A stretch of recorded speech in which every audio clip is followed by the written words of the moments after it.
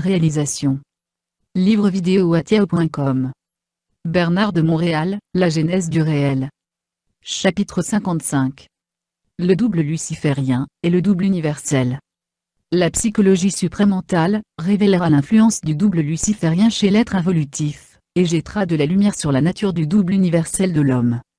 La science de la conscience évolutive permettra de reconnaître les aspects dégénérescents des forces psychiques inconscientes, et du jeu qu'elles peuvent mettre en œuvre, si l'homme vit sa conscience en fonction de forces occultes dont il ignore la nature. La nature de la réalité psychique est totalement imprimée dans la conscience humaine involutive.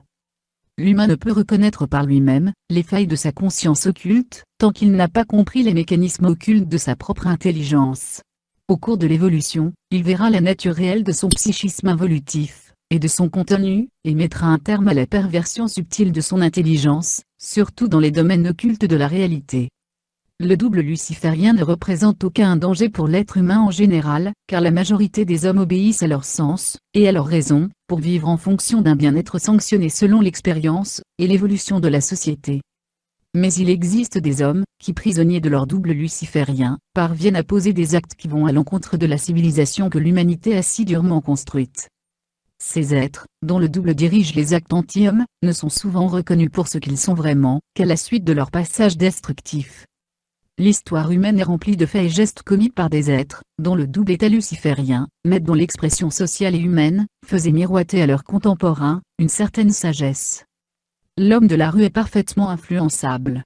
Sa conscience est trop primaire pour qu'il puisse discerner les forces qui mouent la société. Il est une proie facile pour tout être, dont la conscience est assujettie au pouvoir occulte du double luciférien. L'histoire de l'occultisme rend très bien compte des pouvoirs du double luciférien et du double universel, chez l'être humain, selon le statut évolutif de l'être lui-même. La psychologie supramentale, et la science de l'être qu'elle révélera à l'homme nouveau, lui permettront de mettre le doigt sur la nature des forces psychiques, qui traversent la conscience de l'homme. Elles démontreront des aspects de la conscience qui ne peuvent être reconnus, qu'en fonction d'une victoire de l'être, sur les forces intérieures qui constituent son infrastructure. Le double luciférien n'est actif chez l'homme, que dans la mesure où ce dernier perd complètement contact, avec son énergie créative. Quand l'homme est ainsi éloigné de sa réalité, le double luciférien peut ainsi entraver son développement, et mettre en cause l'évolution de sa conscience. Alors que le double luciférien éteint la lumière dans l'être, le double universel travaille à la maintenir vivante, jusqu'à ce que l'être puisse la reconnaître, et la supporter de façon permanente. L'histoire de l'humanité est celle de la lutte entre les forces lucifériennes et les forces de la lumière. La disposition psychologique de l'homme face à sa réalité intérieure, est la seule condition favorisant l'expression d'un aspect ou d'un autre, de la réalité de sa vie planétaire. L'homme, à cause de l'évolution incomplète de son ego, n'appartient pas encore à une race, dont l'affinité avec la lumière, est caractéristique de son statut évolutionnaire. L'homme involutif, dans la mesure où il perd contact avec les valeurs constructives de sa civilisation, devient inconscient, et développe un contact subliminal avec le double luciférien, qui représente tout ce qui va à l'encontre de l'harmonie, de la beauté, et de l'amour. Il est évident que la période dans laquelle l'humanité se trouve aujourd'hui, représente une condition de vie planétaire, où le double luciférien devient de plus en plus actif dans la conscience de l'homme moderne, affligé par la division de son être, entre le réel et l'irréel, le vrai et le faux. Le double, qu'il soit luciférien ou universel, représente une dimension d'intelligence faisant partie de l'organisation psychique et interne, de la conscience humaine. Non seulement personnifie-t-il une dimension encore inexplorée, donc incomprise de la réalité humaine planétaire et cosmique, mais il constitue aussi le mystère de l'intelligence. L'involution a voulu croire que l'intelligence est une faculté purement humaine, mécaniquement cérébrale et psychologique dans sa nature, alors que l'évolution démontrera la nature occulte de l'intelligence, et de ses mécanismes hiérarchiques. Le double luciférien s'introduit chez l'homme involutif à partir de ses tendances à dénaturer le réel de sa propre conscience. Dans la mesure où l'homme déforme sa réalité, à quelque niveau de son expérience, le double prend graduellement possession de lui, et l'enferme dans une illusion qui l'emprisonne. Selon le niveau d'évolution de l'être, le double luciférien pourra s'introduire et manipuler la conscience humaine, alors que son double universel demeurera impuissant à remuer en lui, une conscience de plus en plus endormie. La lutte entre le double luciférien et le double universel, est l'histoire cosmique de la Terre et des hommes. Cette lutte, dure depuis des millénaires, et prendra fin au cours de l'évolution de l'homme, lors de la fusion de l'être avec la source. Mais cette lutte se poursuivra dans la conscience de l'humanité au cours des siècles à venir, alors que l'évolution de l'homme engendrera sur Terre de plus en plus de lumière, et d'intelligence créative, fondée sur l'identité universelle de l'être, au-delà de sa complicité inconsciente avec les forces majeures de l'involution.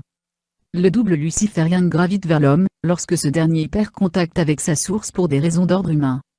L'homme est sans conséquence cosmiquement, tant qu'il n'a pas compris que la nature de sa réalité dépend absolument de son alliance avec la lumière, dans une mesure qui convient à son niveau d'évolution. S'il perd contact avec sa source, à cause d'un désir d'ordre humain, il met en cause son lien universel, et se fond de plus en plus avec le double luciférien. Ce processus, particulier à la réalité psychique de l'être, lui sert d'expérience évolutive. Le monde de la mort est rempli de mémoire, dont la fonction est purement expérimentale, son but créatif ou évolutif dans le sens universel du terme, de sorte que le lien entre la mort et l'homme demeure même lorsque ce dernier est sur le plan matériel, car il n'a pas encore rompu son contact inconscient avec les forces psychiques de l'involution. Ce n'est qu'au cours de l'évolution qu'il réussira à se débarrasser de son lien avec la mort, avec un aspect plus ou moins présent du double luciférien, pour finalement connaître la fusion avec le double universel, son ego primordial et cosmique, seul et unique aspect de sa réalité éternelle au-delà de la mort. La conscience supramentale investira l'homme d'un pouvoir occulte, sur les forces psychiques du double luciférien. Ce pouvoir lui sera donné en fonction de sa fusion avec l'énergie du double universel, qui supplantera le pouvoir du double involutif. La fusion créera un nouveau terminal dans la conscience humaine, elle unira le psychisme de l'être planétaire, au principe créatif de sa personne, et l'alliance nouvelle entre l'homme et la lumière, sera absolue, parfaitement cosmique. Cette condition de l'évolution de la supraconscience, établira un lien étroit entre la Terre et les sphères universelles, permettant à l'humanité de se libérer des êtres, qui ont succombé à la puissante infiltration du double luciférien dans leur conscience primaire. Alors il sera reconnu que des forces majeures sont actives sur la Terre, dans le but de créer un ordre nouveau, à l'intérieur duquel, l'humanité pourra s'émanciper de façon plus conforme aux lois de la vie cosmique. Le double luciférien, s'appelait force de l'homme, pour les remplacer par des courants d'énergie dont la force est astrale, dans le sens le plus négatif qui soit. L'homme conditionné par ces forces manque trop de lumière, pour voir que sa vie n'est plus sous son contrôle, mais sous celui d'entités, qui l'utilisent comme véhicule, afin de concrétiser sur le plan matériel, une condition de vie contraire aux plus hautes valeurs de la civilisation. Le double universel évolue en parallèle avec le double luciférien chez l'homme. Ce mouvement est responsable de la dualité de la conscience. À cause des sens matériels de l'être, le double luciférien peut facilement l'influencer, alors que le double universel se voit obligé d'attendre que l'être évolue et se perfectionne, avant de pouvoir prendre plus de place dans sa conscience. Cette condition est responsable à elle seule de l'involution, période où l'homme a densifié ses corps, pour se fondre de plus en plus avec la matière, et où le double luciférien fut le plus actif chez le mortel, ce qui contribua au développement de la condition humaine décrite sous toutes ses formes au cours de l'histoire. La vie n'est pas un mystère, mais une science, non révélée jusqu'à présent. Elle représente un processus, dont les principes d'alternance sont l'involution et l'évolution, car ce n'est qu'au cours de cette époque que les voiles de sa conscience seront levés, pour lui donner accès à une mémoire universelle de la réalité. Cette mémoire fait partie de lui, mais il ne put par le passé en reconnaître la réalité, car ses principes n'avaient pas été développés suffisamment, pour lui permettre de réduire le pouvoir luciférien sur sa conscience animalisée. Pour que le double lumière fasse surface en lui, ce dernier devra se libérer du connu, car le connu n'appartient pas au réel, mais au suggestif. L'homme fut suggéré par les sphères, qui lui soufflèrent des idées sur la vie, et l'invisible, le rattachant ainsi émotivement à la nature des choses, alors que le réel est froidement mental, et absolu, comme seule la lumière peut l'être. La psychologie supramentale, et la science de l'énergie, feront réaliser à l'être en évolution, que la réalité de sa condition humaine, est le produit de son lien avec l'invisible, et les forces psychiques qui en émanent, et dont il associe l'activité à ses pensées primitives. Ayant pleinement compris ceci, il dépassera les illusions égoïques et les voiles de sa conscience, pour enfin renouer avec sa source, son moi intégral, qui participe non pas des sphères spirituelles, mais des mondes de l'intelligence et de l'énergie, au-delà des murs de la mort. Ce sera le début de l'affranchissement de l'homme, la découverte de son identité réelle et absolue. Le tout marquera la naissance d'une nouvelle race racine, la 6e, pendant laquelle il retournera aux dimensions inaccessibles au cours de l'involution.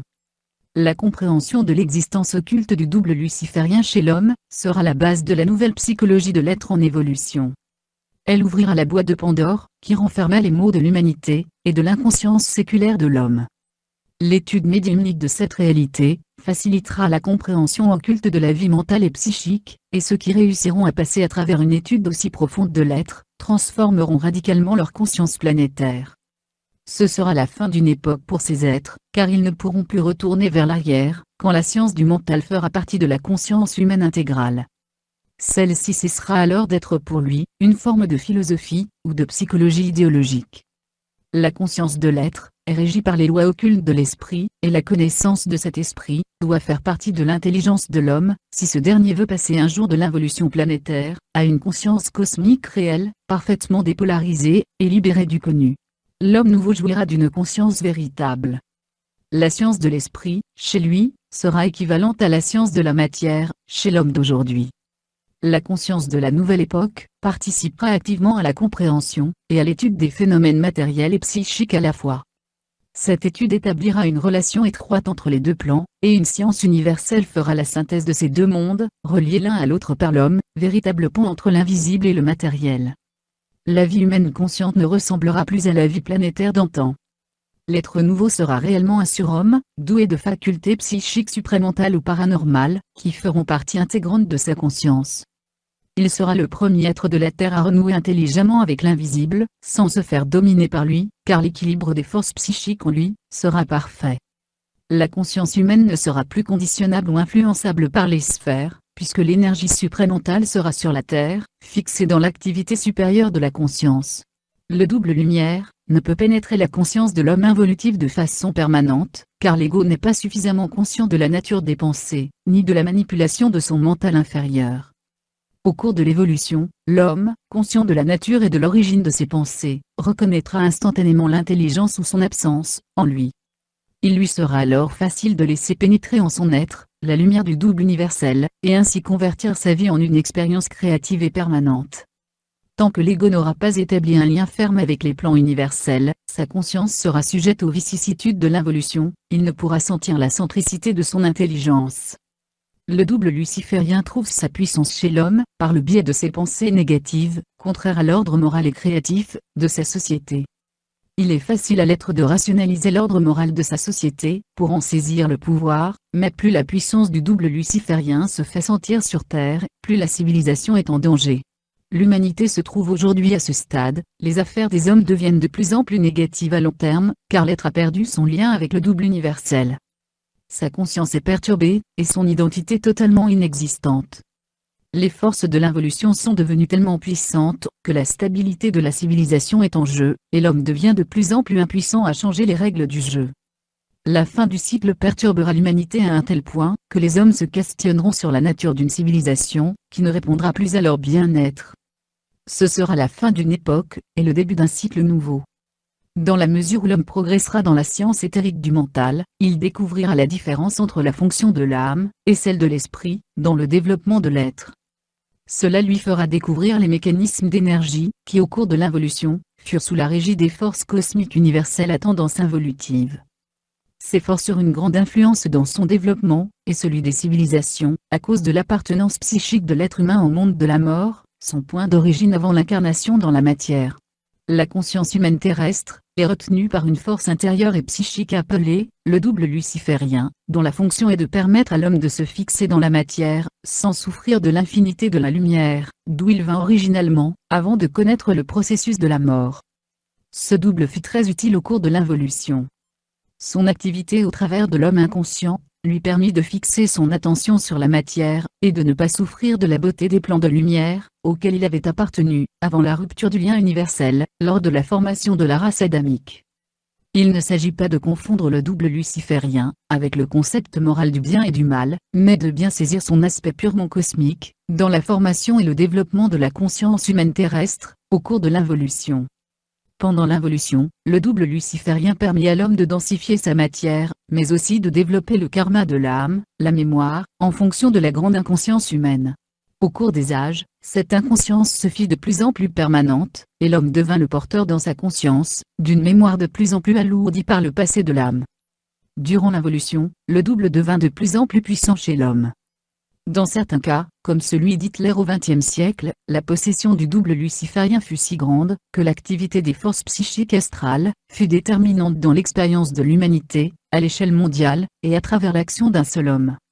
Le double luciférien est une réalité incorporée à la conscience humaine, qui devient apparente que lorsque l'homme en est possédé, incapable alors de vibrer à la lumière du double universel, qui le distingue de l'involution des forces.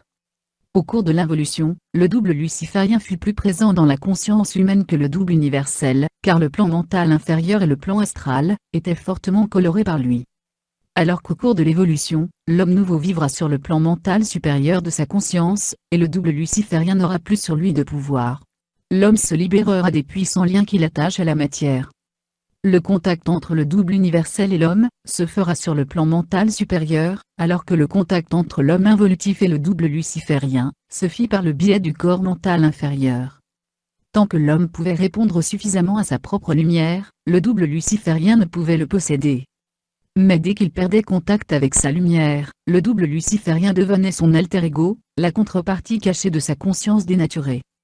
Dans son inconscience grandissante, l'homme ne pouvait réaliser la domination d'une force psychique, comme celle du double luciférien, tant qu'il n'avait pas atteint un niveau de déchéance suffisamment avancé, pour réaliser qu'il était effectivement poussé par des forces, sur lesquelles il n'avait plus de pouvoir. Un grand nombre d'êtres au cours de l'histoire, ont appartenu à cette catégorie d'hommes, difficile à imaginer comme appartenant à une humanité normale et saine d'esprit. Ces êtres possédés par le double luciférien, furent, et sont de véritables adeptes de l'astral, et leur puissance sur Terre peut grandir jusqu'à asservir tout un peuple, toute une nation. Ces êtres ne semblent plus avoir d'âme, et de sentiments humains, tant leur conscience est possédée par le double luciférien.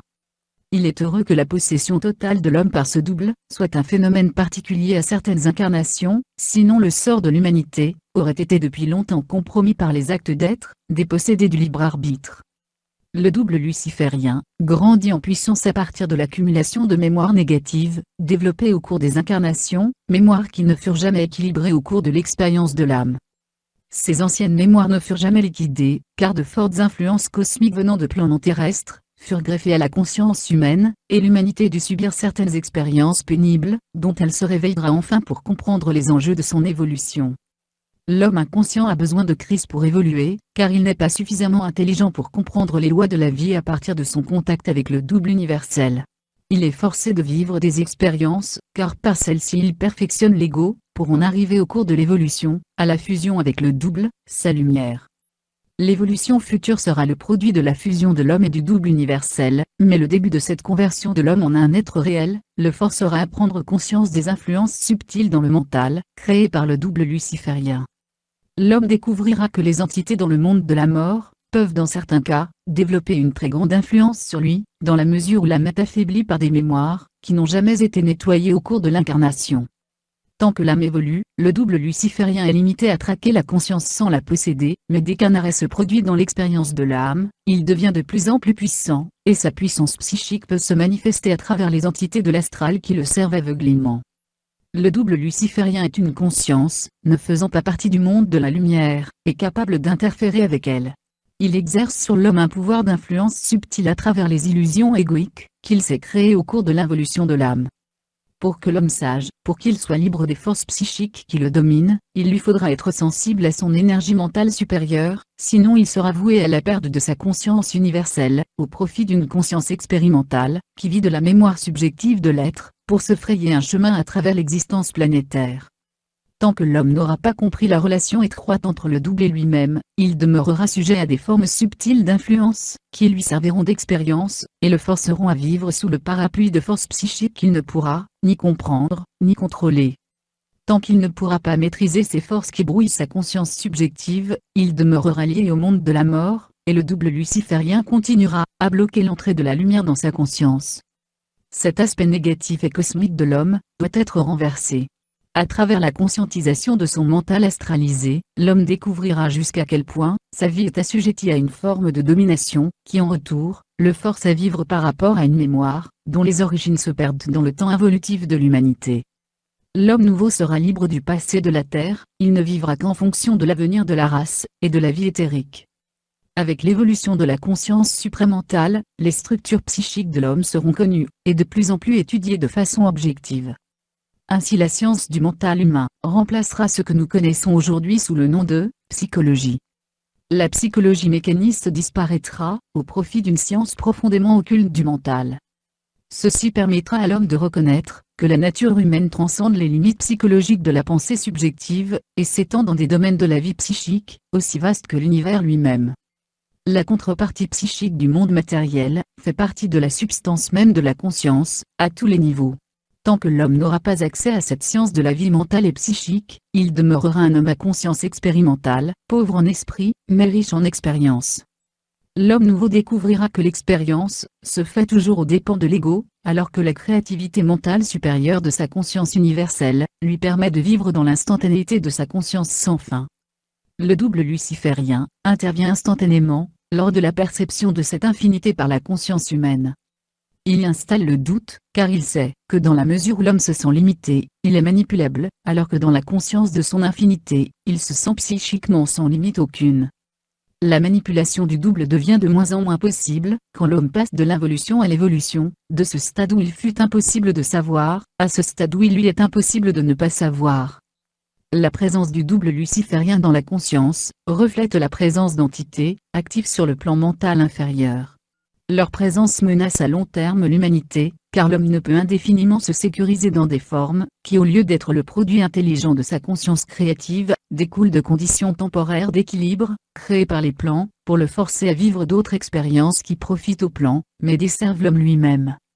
L'humain est tellement naïf et inconscient de la nature du réel, que la simple réalisation de son lien universel transformerait sa vie, et le forcerait à naître à un autre niveau de conscience, qu'il n'aurait jamais cru possible sans son retour à la source de sa réalité, la genèse du réel.